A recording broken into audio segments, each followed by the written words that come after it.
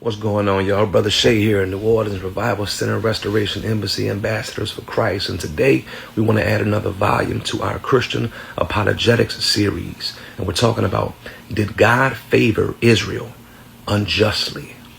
We want to talk about the truth. A lot of people say that he unfairly favored Israel.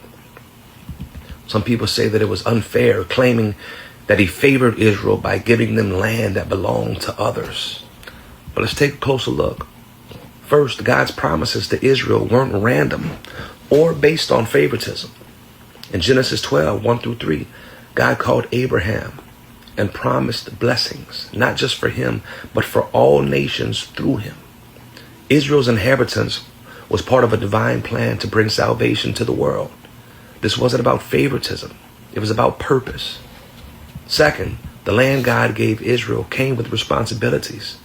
In Deuteronomy 28, God outlined blessings for obedience and consequences for disobedience. The land was a tool for holiness, not a reward to exalt them above others unfairly. Third, God's judgment on nations wasn't arbitrary. When Israel entered the land, the Canaanites were under divine judgment because of extreme wickedness and corruption. That's in Genesis 15 and 16. God wasn't favoring one group over another for no reason. He was upholding justice. And finally, God's dealings with Israel set the stage for Jesus Christ. Through Israel, the Messiah came, fulfilling God's plan for redemption.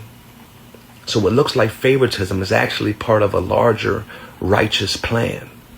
Favoritism implies unfairness, but God is perfectly just. His choices have always been purposeful, aimed at bringing salvation, justice, and righteousness to the world.